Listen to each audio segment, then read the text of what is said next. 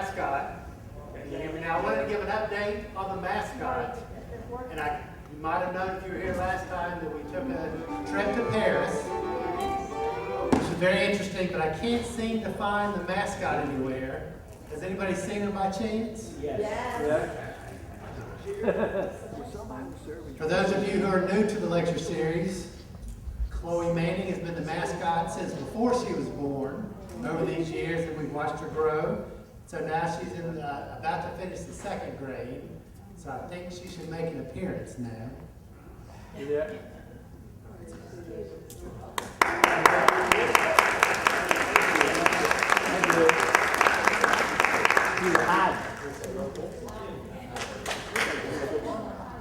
Now she just went off stage. All right. So we're going to have a great lecture tonight.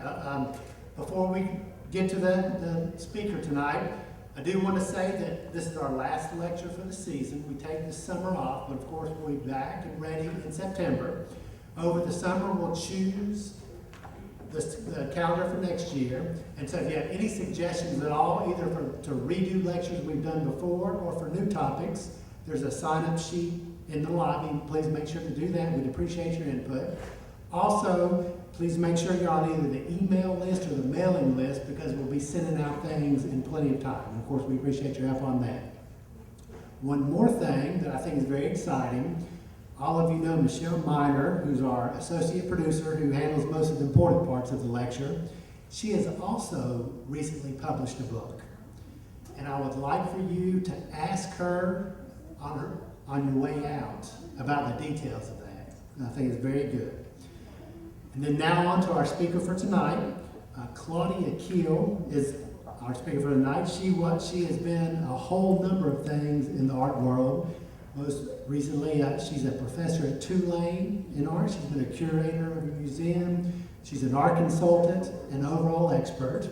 And I'm very excited about the lecture tonight because over our 10 seasons, especially with St. Bernard history, we've pretty much done most things. And we've also gotten to a second or third way to look at a certain topic. But this is the first time that we're seeing the history of St. Bernard and South Louisiana from the perspective of art. So it should be a unique take on a very good topic. So I'd like to introduce Claudia Kheel.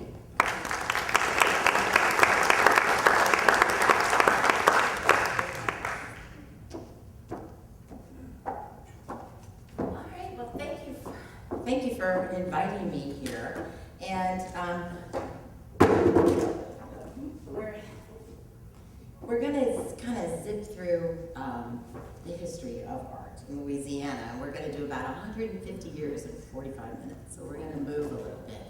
And this isn't going to be comprehensive, but it is going to be chronological. And oops. Okay, slide. Okay, I want to first start off with a map because everybody likes a map. And so there you can see from the U.S. Geological Survey of 1905, you can see a wonderful map of St. Bernard at Parish and southern Louisiana, so we get a sense of where we're going to go. So I am an art historian. So I have lived in Old Araby for quite a while, but if I'm a little sensitive of making sure I get your history right. So if I don't get it quite right, you certainly can correct me. So here we go. Let's start in the next slide.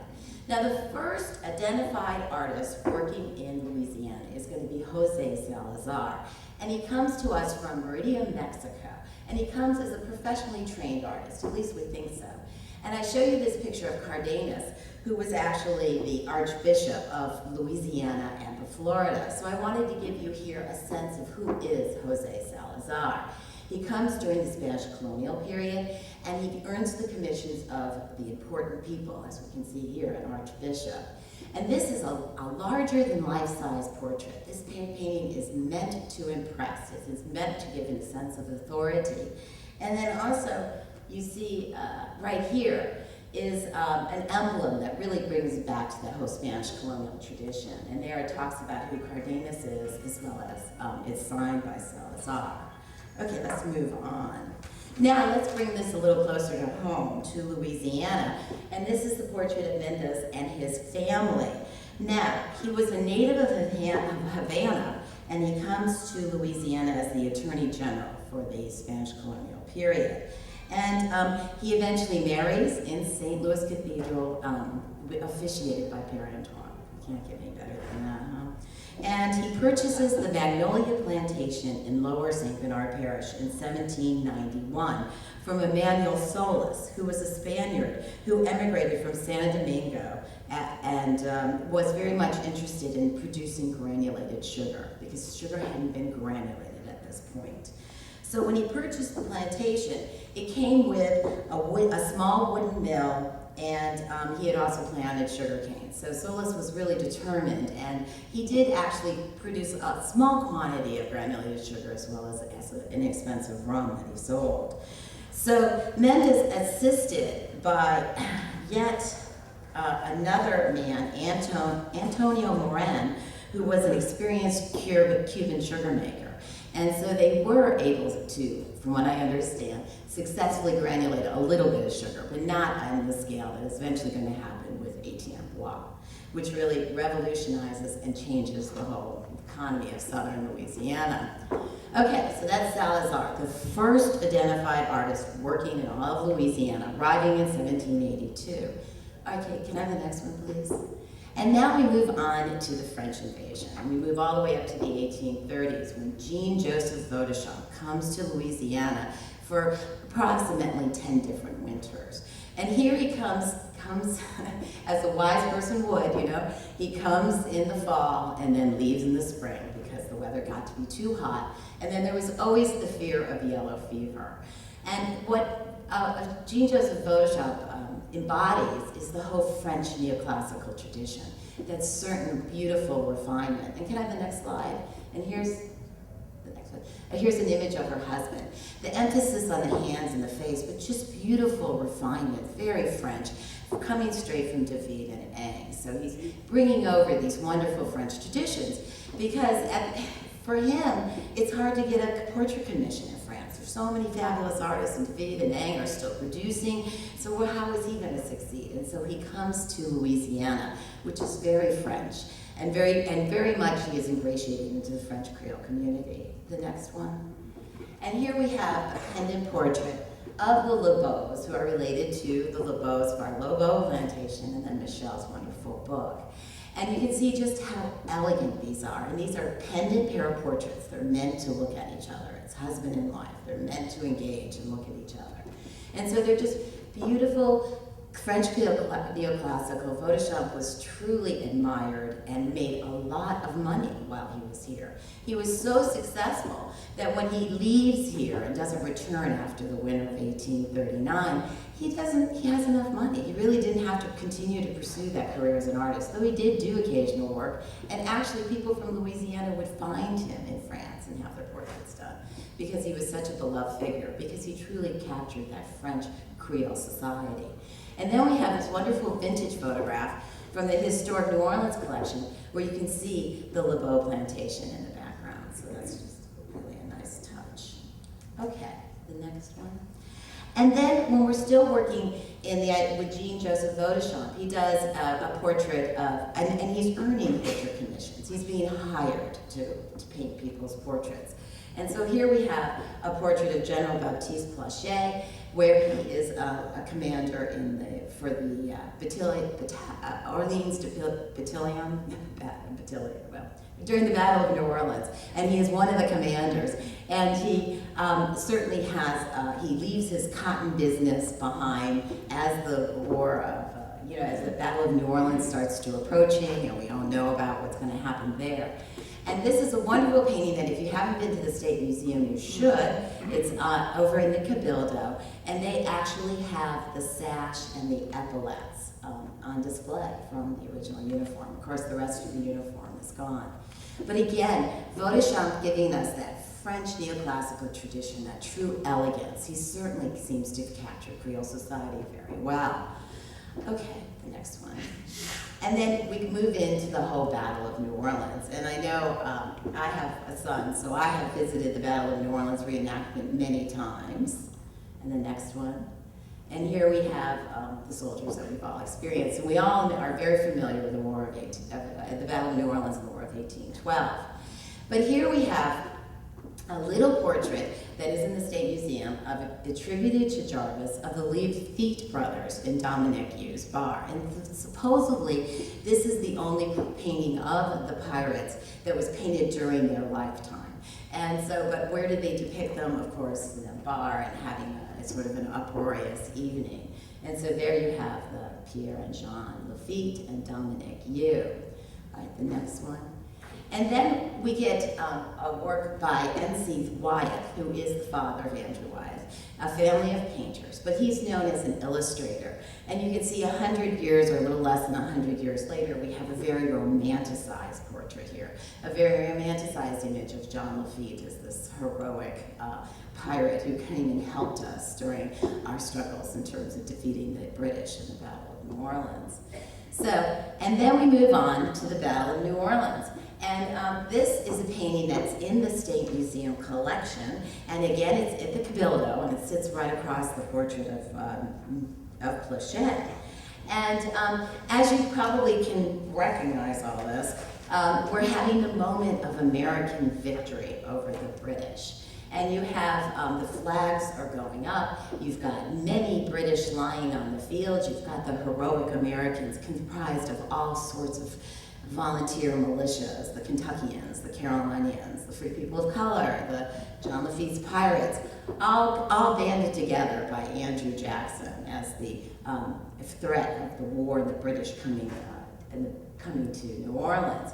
So we have this moment of victory. And then we have Packingham here on his horse and being shot, you know, and we all know the story about how he was on a horse and he got shot out from underneath him, and he got on another horse and rode into battle with the idea that, and then was shot again on his horse. So we have him dying on his horse here. Then the next slide. And then we have another smaller painting, and this is from the historic New Orleans collection. And here we have Andrew Jackson on horseback conferring with his various soldiers and fellow officers. And you have how the British are just falling right and left. You know, there's a big pile of British, you know, because it was such an overwhelming victory for the Americans. Okay, the next one. And then we have what comes out of this historic moment is the fact that you actually have prints starting to be made. And they're steel engravings, and you can make these by the thousands. So these were able to be displayed in different people's homes. And generally they were black and white, and somewhere across their time they've been colored. And so this is the work of a Kentucky artist, William West, who comes down to New Orleans with the grand idea of producing a print that he'd be able to sell and have people decorate their homes with them. And the next one. And we can see that we have the image of the dying Packingham, now not on his horse, but on the ground. And it's very similar to a very famous painting by Benjamin West, the American artist, of the death of General Wolfe. So that's you can see where the Kentuckian William West is getting his influence from an American artist. Okay, now let's talk about Andrew Jackson. And he's certainly one of our heroes in Louisiana. You know, there he is on his horse in Jackson Square. But there's a whole iconography develops around Andrew Jackson and the portraiture of Andrew Jackson, because there's no photography. Photography is invented in January of 1839. Louis Daguerre announces to the world in France, and boom, there's photography.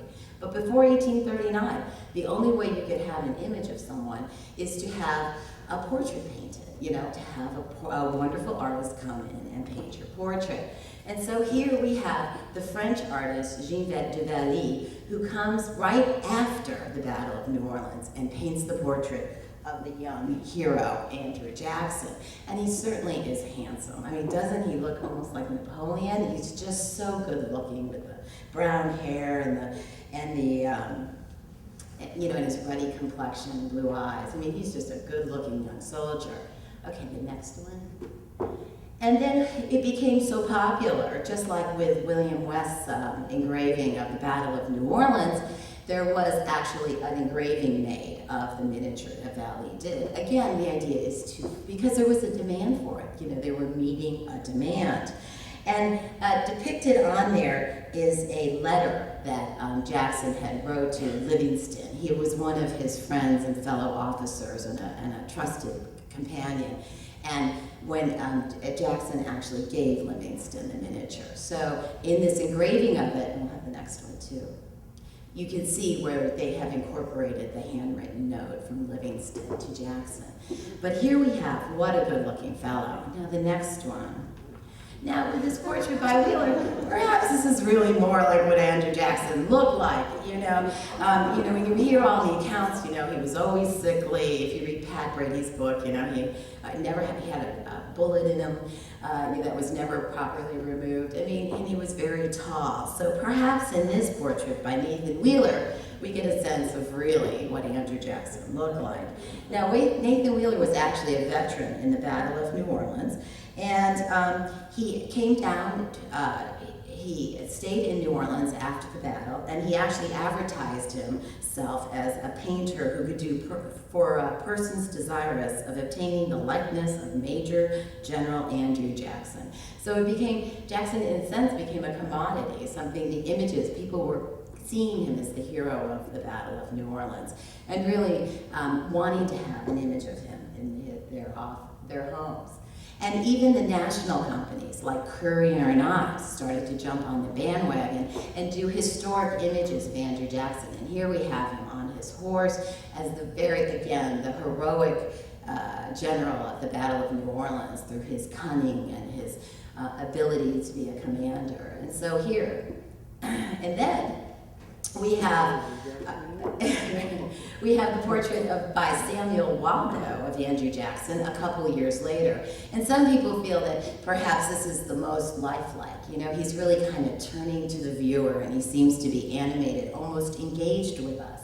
But you can see he's really becoming a stately gentleman. He's gone from being that young, handsome war hero to really becoming more of a stately statesman. You know, someone with perhaps presidential aspirations. Somebody's ringing it. All right, the next one, please. And then when he does get elected to the presidency, you can see here a portrait by Ralph Earl. Now, Ralph Earl did numerous portraits of Andrew Jackson, and is probably a real, chronicler, and probably his are the most famous of all. But you can see here with this portrait of Andrew Jackson, it's larger than life size, similar to the Cardenas portrait that we saw of Salazar. It's full length, and it's meant to say something. It's meant to say that he's truly presidential, that he's a statesman, that he's our leader. And he's set within the portico of the White House, and the hat perhaps referring to his frontier origins. And then there are speculations at the time when this was initially shown to the public that he was fighting with Congress. So they're saying that he has his back toward the Congress. So, similar to what happens today. So in many ways, a painting that has many layers of symbolism to it. Okay, the next one.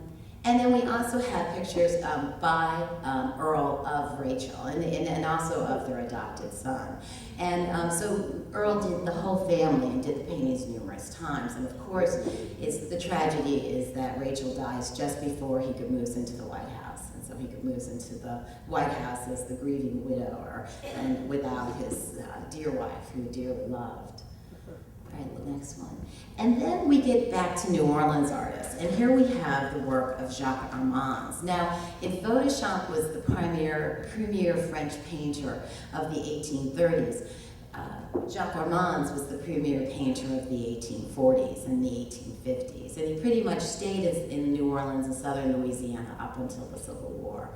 And so he again captures that true elegance of the French neoclassical tradition, the emphasis on refinement. They're so well educated, and there really is a grace and an elegance to their work. Now, can we go back? So Armand actually wrote Andrew Jackson a letter asking if he could please sit for him. And I want to quote from that letter. At the desire of many citizens of New Orleans, I take the liberty to request that you permit me to paint your portrait during your present stay in New Orleans. If this favor should be granted by you, my intention is to present the portrait to the city of New Orleans, knowing how highly the citizens of this great and growing city will value this memorial of a man who saved their homes in 1815. I hope that you will not refuse a request under which other circumstances I should not have ventured to make. 4 sittings of an hour each will suffice for this purpose, and nor will you be under the necessity of interrupting your conversations with your friends and visitors. In your most humble and obedient servant, Jacques Armand. So apparently, Andrew Jackson was taken by the letter and did sit for Jacques Armand, who actually did 4 different versions of this portrait, and one of them is in the Historic New Orleans collection. Okay, the next one. And then we have, this is actually at the end of his life, photography is invented by them, 1839, January. So by the mid-1840s, there are daguerreotype photography studios all over, and certainly all over New Orleans. And so here we have a picture of Andrew Jackson as he truly did look, not through the eyes of the artist, or not in terms of what the intent of the painting was meant to be. Here we have him as a very elderly man. And the next one, we got a comparison. And here you can see, both in the Armand's portrait and in the daguerreotype photograph, you see him as an elderly man at the end of his life, a little wearied by life, but still someone who has his facilities and is certainly revered as a great leader.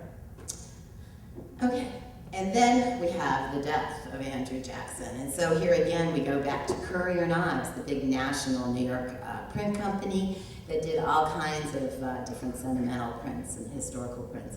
And here we have, at the deathbed of Andrew Jackson, his family gathered around for this very sad moment. And then, after his death, the great American artist Thomas Sully begins a portrait after his death. And so this is representing him as perhaps the most idealized at all, as this handsome, noble man, full length, larger than life size again, and very giving us the impression of a life well lived, as a heroic leader, as a former president. So we've seen now the full transformation of Andrew Jackson in the eyes of the artist. Okay, the next one. And then we go back to Plachet, where when he goes back to being after the Battle of New Orleans, he goes back and works in his family's cotton merchant business, and he also runs for lieutenant governor. And here you can see 35 years later, he's still drawing up the memory of Andrew Jackson and his participation in the Battle of New Orleans and his association. The next one. And you can see, certainly, the difference in the quality of the artist. Here we have Jean-Joseph Beauchamp, a wonderful French neoclassical portrait painter. And here, this was probably done by an itinerant painter. It's essentially a painted political poster. Okay, then we move on to we're still before the Civil War, and Southern Louisiana, despite various ups and downs, is rather a very prosperous place. You've got the development now of sugar and the production of sugar, and then you've got New Orleans. It's such a busy port. Things coming in from down the Mississippi River, and then there's trade with Latin America and South America and with Europe. So it's generally a very prosperous time here. And so a lot of portrait painters come to Louisiana. Either they come from Europe, or they come from the north, or they are actually start to be, come from the local population too. But there's actually a need for portraiture. You've got a wealthy middle class who wants to have images of themselves to hand down to prosperity. And here we have the portraits of John Davidson and his wife, and he was a Scotsman, and he was in the roof slating business, and he was supposed to be very successful at importing slate for the roofs of our homes here. And he and his wife, Henrietta, owned the Poydras plantation in St. Bernard Parish. And these paintings are done by a William Rumpler, who came here from Germany. And you can see it's similar in the sense of what Beauchamp was doing with this tradition of very elegant and refined paintings. Perhaps not quite that just refined elegance of Photoshop, but certainly a competent portrait painter. And then the next one. And then here is an image of their children at the Poitras plantation. And you can see their wealth is certainly expressed in this very large, and I would call it a plantation portrait, something that was meant to hang in the plantation in a very ornate frame and meant to, again, say something about their family and their success and their prosperity. And so you have the children, you know, elegantly attired, jewelry, you have a nice big dog, who's friendly. And then you have the elements of the plantation in the background with the orange orchard and, of course, an impending storm, a summer storm like we're experiencing now. We believe that the woman seated beside them is probably an Irish nurse or an Irish nanny, because we have the portrait of Mrs. Davidson, so we know that's not Mrs. Davidson. So again, a painting that's really showing the prosperity of the Davidson family. Okay, the next one. And then as we move closer and closer to the Civil War, we start to see images of our Confederate leaders. And one of them, of course, is General Pierre Toutant Gustave Beauregard. And here we have him as the elegant leader of the Confederacy, an elegant officer of the Confederacy, someone that we truly admire. And this is painted by Benjamin Franklin Reinhardt, who was a Pennsylvania artist who actually set up a studio here in New Orleans from 1859 to 1861, so just on the eve of the Civil War. And since he comes just on the eve of the Civil War, he ends up painting some of the Confederate leaders. And the next one, please. You can also see what happens with photography. Now, remember, 1839, it starts to develop and develop. And one of the things happens is we get away from the daguerreotype, which is a single image, there's no negative, till we get to the carte de visite, where you actually can make a negative and you can make multiples, like we talked about with those steel plate engravings.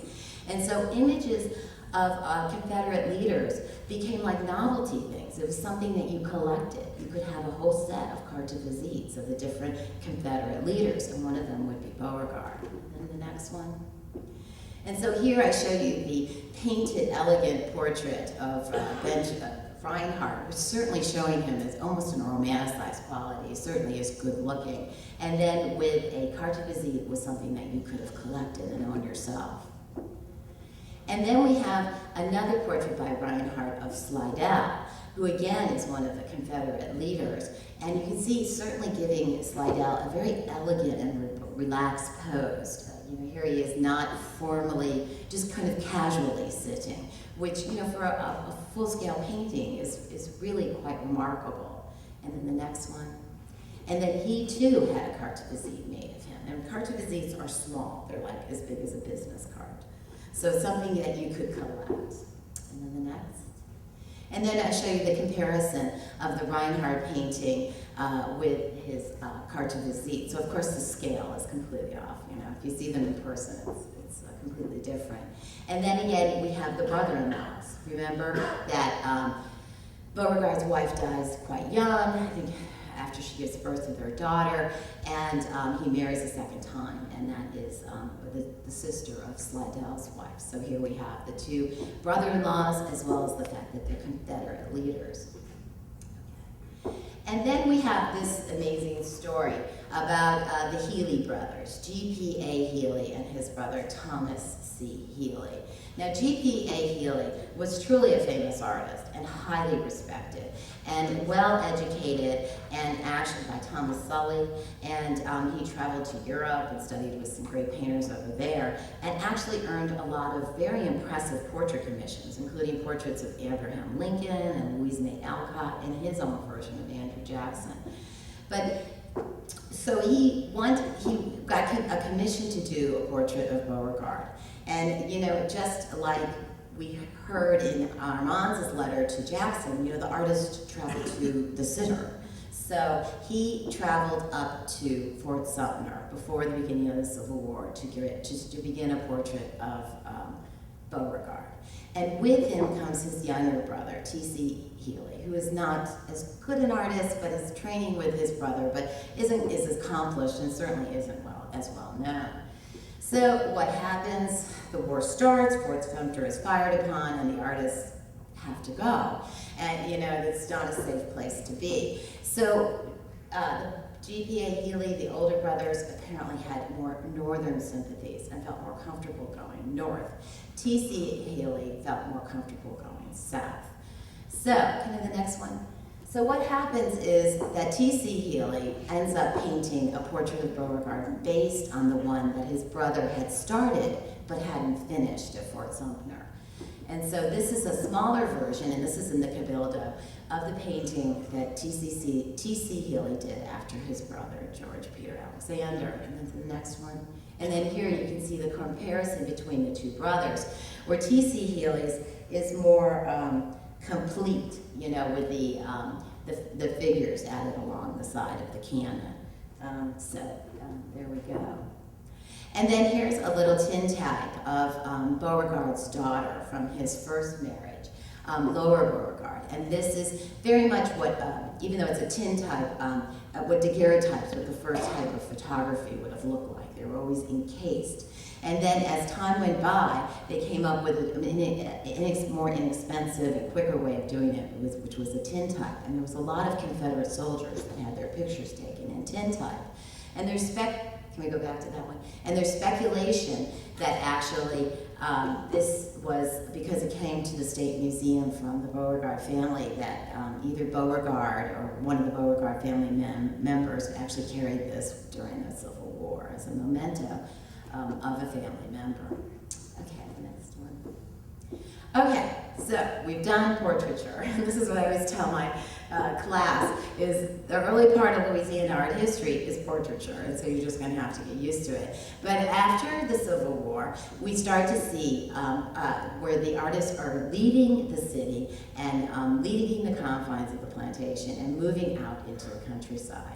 And it is my contention that many of the artists, because it was so difficult to go anywhere, just didn't go far. And so going to St. Bernard Parish, it just wasn't that far.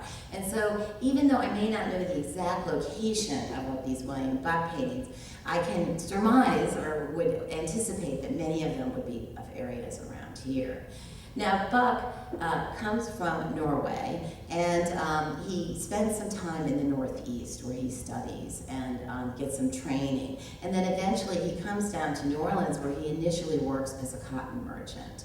And he gets into a group of artists, because now after the Civil War, we're starting to see the development of a group of artists in New Orleans, not just artists coming in and out seeking portrait commissions, but actually a community of artists.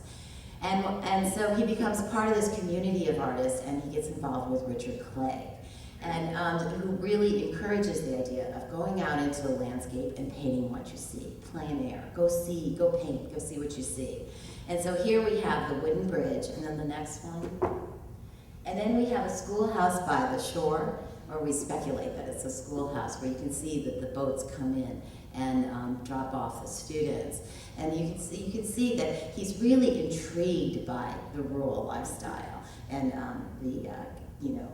the community, the people who are actually living in southern Louisiana and the waterways and the swamps and bayous and this unique kind of life. And then the next one. And then here we have 3 cabins along the shoreline where you can really see architecturally 3 different styles of buildings that Buck found out there. And then in the background we have a ship, so you can see the encroachment of civilization into these rural communities is coming. But certainly just beautiful examples of what rural southern life was like. Okay, and then we see an Italian artist, you can guess by the name, Achille Pirelli comes here. He has born in Milan and he studies at the Milan Academy of Art. And he becomes involved as a young student, a young man, in the Italian Revolution of 1848. And when things don't go really well, he feels uncomfortable remaining in Italy and comes to America to seek his fortune.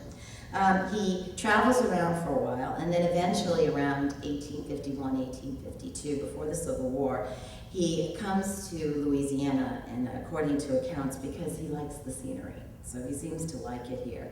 And here we see a painting he does near the Wrigley's, and you see really, really captures sort of a windswept sort of day, and perhaps at dusk. So really painting, going out there and seeing what is out there to see in terms of southern Louisiana.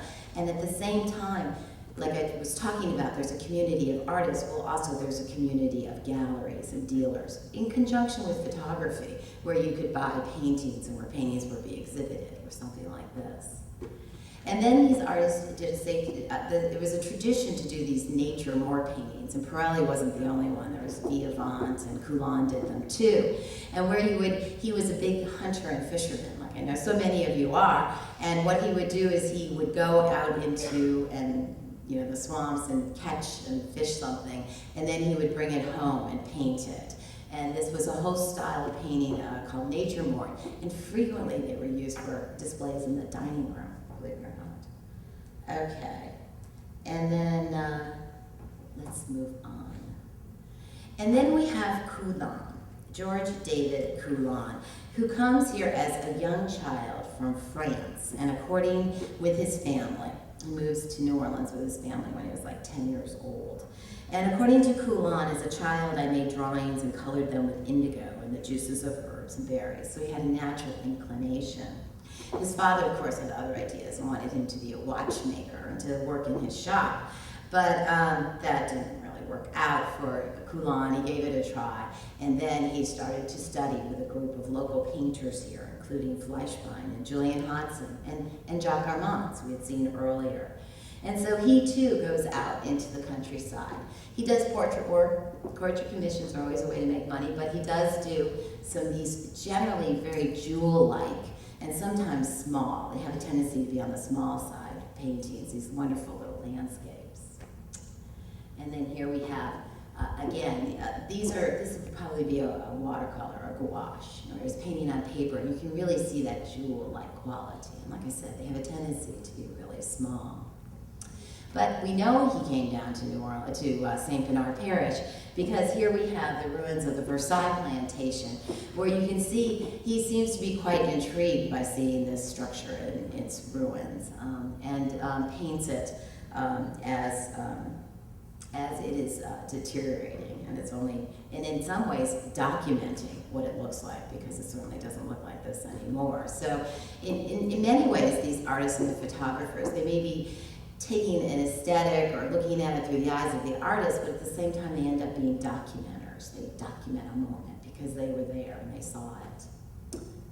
And then the next one. Oh, and then we have the work of Joseph Meeker. And Meeker is actually a Yankee, and he's from Missouri. And he is well trained. He goes to the National Academy of Design, and he studies with Asher B. Durant, the big Hudson River Valley artist in New York. And but he comes to Louisiana because he's a paymaster in the Union Army, and he's working on a boat. And so he spends his time, or his free time, as the boat comes down the Mississippi River, sketching and painting the sights that he sees. And after the war, he takes all of these sketches that he's made during his 4 years on this boat going up and down the Mississippi River, and he opens up a studio in St. Louis, Missouri, and he paints these glorious views of the river that he was intimately familiar with. And the next one.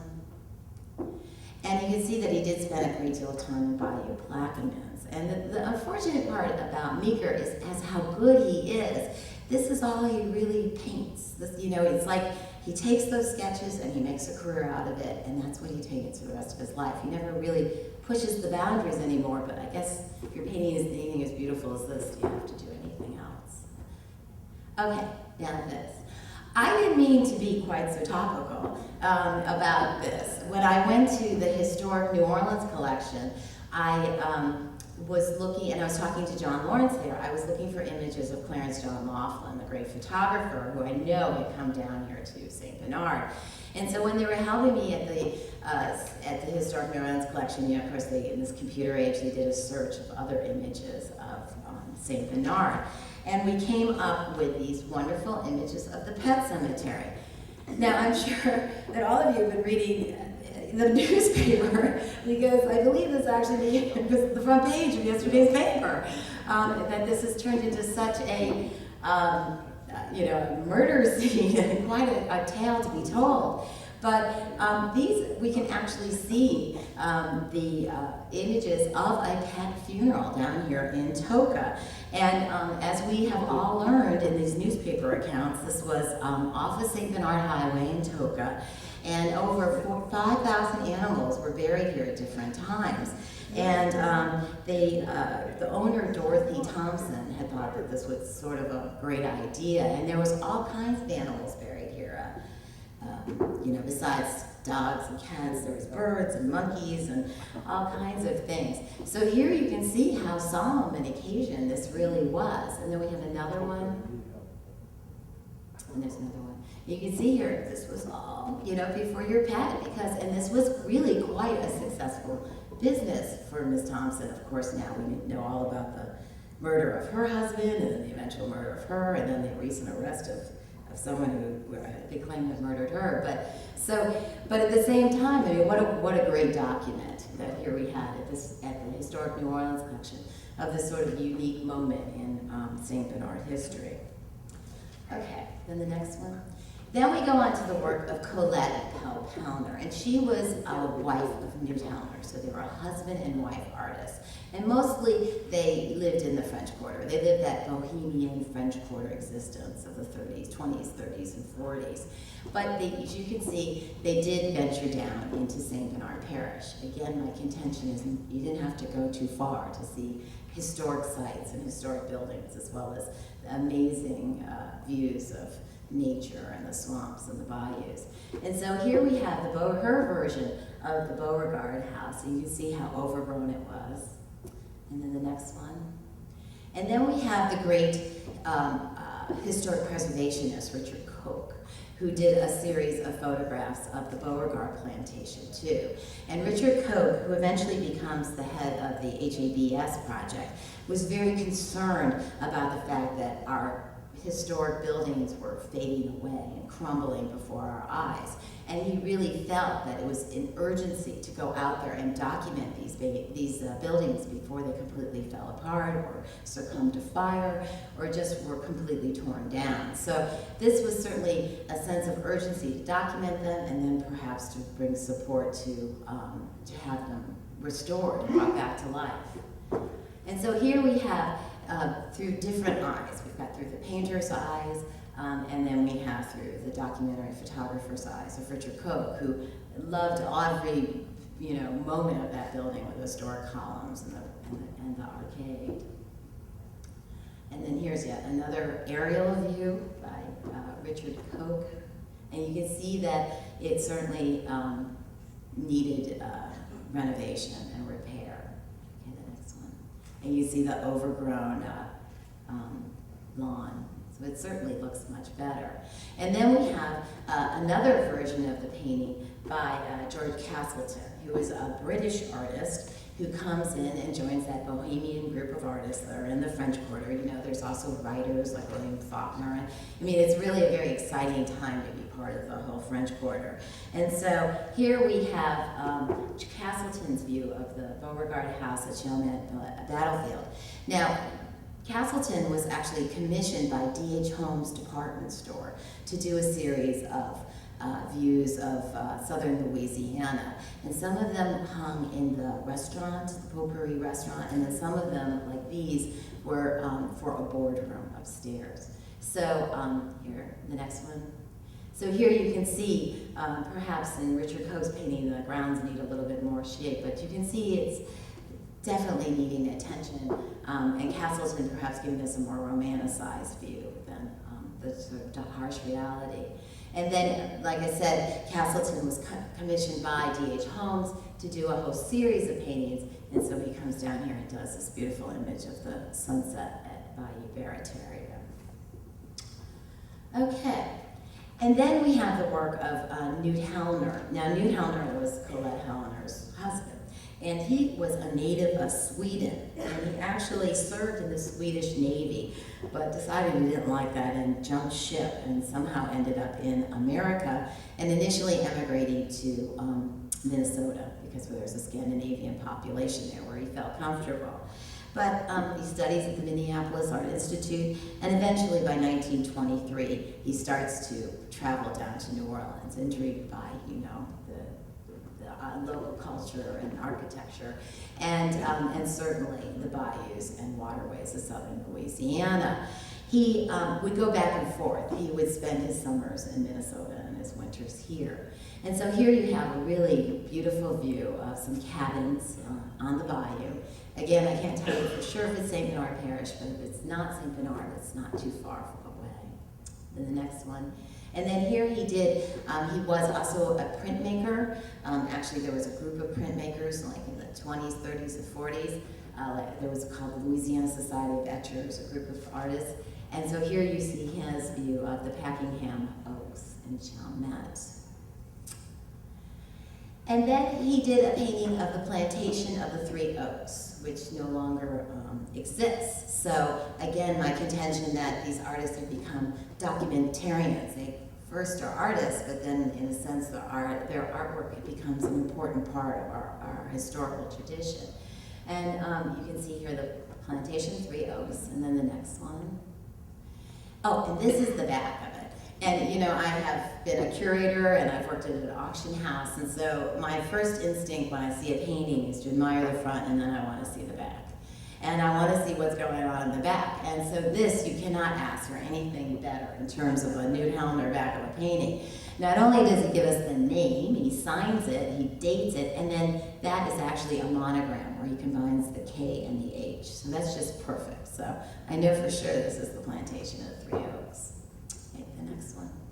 And then Richard Koch, he came down too. You know, he ventured far into St. Bernard Parish, and he did his versions, his photographic, his documentary photographs. Again, his idea is to document, to to appreciate the different historic traditions in terms of architecture, and then perhaps to be advocates to saving a building like this, but that didn't happen. Right, the next one. And then you can see they kind of take the same vantage point. Isn't it amazing? They kind of looked at the view of the building kind of off to the side, and that both appealed to them both as an artist with the tree coming over. So here we have two artists working separately, but really grabbing sort of the same moment. And then you can see Newt Hellner, like we talked about, Newt Hellner was also a engraver, and here's a crawfish shack out somewhere in the bayou. And then we have, like I said, that there was a tradition of printmakers here. Morris Henry Hobbs, and Reineke. There was a bunch of them who really got involved in the whole printmaking tradition of the mid-20th century. And here we have a view by Guy Woolley of cattle crossing the Bayou Radio. Then we have the work of Clarence Millet, and he was from Hahnville, Louisiana, which really isn't too far away. And he was a store clerk in New Orleans, but he got really caught up into the art scene and eventually went to the Art Student League in New York City and to the Pennsylvania Academy of Fine Arts. So he's a very well-trained artist. But he comes, instead of staying in New York or up north, he comes back home. He comes back to the South. And he comes to New Orleans, and again, he becomes involved with that group of artists and writers in the French Quarter. And in those days, you know, the paintings along Jackson Square on the fence, those are very good artists. You could really buy quality art that was really considered to be a viable way of making a living in the mid-20th century. So we can see here that Clarence Millet does come down and does a view of the levees, and just a beautiful pastel view. And then we know for sure that he came down to St. Bernard Parish with this view of the Violet Locks, which again, he seems to be intrigued. You know, you live in southern Louisiana, you're always concerned about rising water. And so he seems to be intrigued by that and how that's handled. Oh, can we go back? And then I also want to show you that in the mid-20th century, and maybe so you remember, there was a lot of people who lived on the other side of the levee, the batteur dwellers, because that was considered to be nobody's land in particularly, and that you could build houses on the other side of the levee as long as you were willing to deal with the water. Okay. Now, we go on to the work of photographer Fonville Winans. Now, again, whether this is St. Bernard or just southern Louisiana, it's a little fuzzy, but he certainly was someone who was very familiar with the bayous and the waterways of southern Louisiana, and I'm sure at some point he passed through St. Bernard Parish.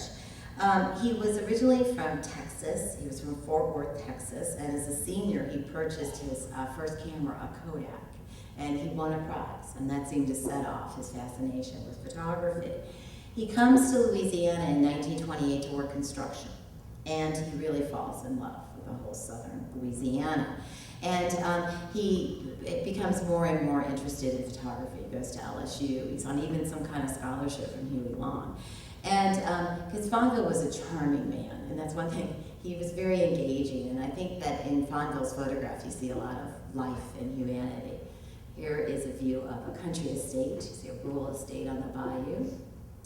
Next one. And then Tony's camp, where you can see, living on stilts on the waterway, which I'm sure are all gone. I mean, these are all moments in time that have been destroyed by various storms. And what Fonville did was he got this secondhand boat called the Pintail, and because you couldn't really get to these places any other way. And so he traveled around on the Pintail and pretty much documents in the late 30s and maybe the early 40s where he's, as a young man, very handsome young man, travels around the bayous. And after that, he gets married and becomes a studio portrait photographer in Baton Rouge. So this truly is just a moment in time in terms of what Fonville captures, but also as him as a photographer. It's only what he just, and you see it with photographers, I think, more than anybody. They just have a moment of creativity that just is amazing, and then they stop because the burdens of life. You have to raise money and support a family. All right, the next one. And here you have tonging oysters. And the fellow on the left is supposed to be a Fiorella, like from the Fiorella's restaurant. And that's Tony. And then inside here we have called Cajun Fare, and you can really see a wonderful interior of a Cajun cabin where they're actually using newspaper to decorate the walls. And the two gentlemen on the right are supposed to be Fiorellas, and the woman in the middle is supposed to be Helen Winans, Fonville's wife. And then that's Tony Kukovic or something like that, and he was from Czechoslovakia, but he really seemed to assimilate well into Acadian culture. So certainly a photograph that, and that's why I say about something about Fonville's work, there's always a sense of humanity there. You can really feel the human touch, and he was supposed to be such a wonderful man at such a good time. The next one. And then here we have a cemetery in Lafitte, where you can see set within the bayou. And then here is a bus on Grand Isle, with a bus driver. Would be some kind of tourist trade that would be done there. And then a native shrimpman from Grand Isle, where you really get a sense of a man who's worked on the water, and his face shows it, and a real character. And certainly, Fonville captures the essence of a man. And then, like I said, I hate to be too topical, but then he gets married, him and Helen get married, they have a couple kids, they live in Baton Rouge, and he becomes a political photographer, a yearbook photographer, and a wedding photographer. And here we have this portrait of Leander Perez. And I was just reading about this photograph this morning. Supposedly the story goes is that the photo shoot wasn't going very well, and Fonville didn't think he was getting very good shots. So he told Leander Perez, I'm done. And then Perez went and picked up his cigar and started smoking a cigar. And then Fonville was like, well, wait, let's go back. So it appears that it was Fonville who added the cigar. All right, the next one. Now we will go on to the work of Clarence John Laughlin. And Clarence John was born into a middle-class family in Lake Charles, Louisiana. And he was always interested in literature, and he was a very well-read person. And his work has a lot of literary quality. They're almost like poems, and we're going to see that a little bit later. His family got invested in a rice kind of project, a venture, farming venture, and it didn't go very well. And so his father had to move his family to New Orleans and go work in a factory. But Clarence John was supposed to be a very introverted child, and he had very few friends, and he was very close to his father, so he was a very sensitive child. And he had this lifelong appreciation for literature, and that's where his titles are always so literary and so poetic. His father dies quite unexpectedly, and Clarence John is very upset, and he never even finished his high school, but he is considered to be a very well-educated man. All right, so this is one of his views out in the parish in terms of a view of the bayous, and the next one. And then on two different ventures from the, markings on the back of his photographs, he goes into St. Bernard to photograph the cemeteries here. And he's truly intrigued by the cemeteries. And Laughlin is considered to be also a surrealist. He really pushes the boundaries of photography. I mean, we've seen straight documentary photography by Richard Koch, and even the more humanitarian kind of photographs of Fonville Wynitz. Laughlin kind of pushes the borders a little bit and really gives us very intriguing and interesting images. All right, the next one. And you can see he's really fascinated by the different, homemade funerary monuments that he sees in the parish here. But you can see he doesn't leave it alone sometimes. And he incorporates models. And you can see here where that hand is coming up, sort of like rising out of the grave. That's Laughlin, And sometimes he does it with models, and sometimes he does multiple negatives. It really depends, because truly he's an artist, he's a poet, he's a writer. And so he's really always pushing the boundaries. The next one. But intrigued by sort of the folk art quality, this human touch of making these heartfelt gravestones for your family member. And then here's a view of a cast iron coffin that somehow has become disassociated with its tomb.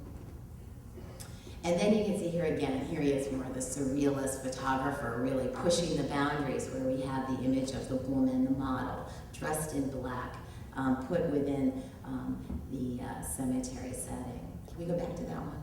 Yeah. So you can see where he is interacting with the space in a very creative way. Not just doing straight documentary photography, really pushing his boundaries. Truly an artist. Okay, the next one. And again, here's a wooden tombstone with a star, where the family has come to commemorate it. And then another one, wooden tombstone, known and unknown. Also, he is very intrigued with light and shadow and geometric images. A lot of his images are just, this is almost like an abstract painting. It's just a different shadows of these two tombs. So the way the light caught it and the way he positioned himself, he really made it not just a photograph of two tombs, but sort of an abstract sort of architectural statement. And then, as you can see too, his titles are always just so lovely and so provocative. Yeah. And yet another one. And then this is, by the time he gets down to the Chateau de Fuse, it has been burned. It's right by the river, and it's been burned. And so he actually takes his model down there and dresses her in the way he wants and interacts. And these are actually called tableaux, when you create a scene and then photograph it. So this is all him interacting with the building and the fact that it's been burned, and you can bring all kinds of ideas into it. The specter of ruin, that it's such a shame it's gone, and then life and death. There's all kinds of meanings you can bring to these things. Okay. And then this one is St. Bernard, but I'm not exactly sure where. But, and I'm sure somebody here does. But you can see a doomed remnant, and where you have, the live oak tree, where we've seen so many times in those wonderful landscapes by William Butters. He comes to New Orleans as a professor at Tulane University, where he remains for about 20 years as a professor of painting. His father was a chemist, and so Will Henry Stevens actually invented his own type of pastels that he used to create his paintings.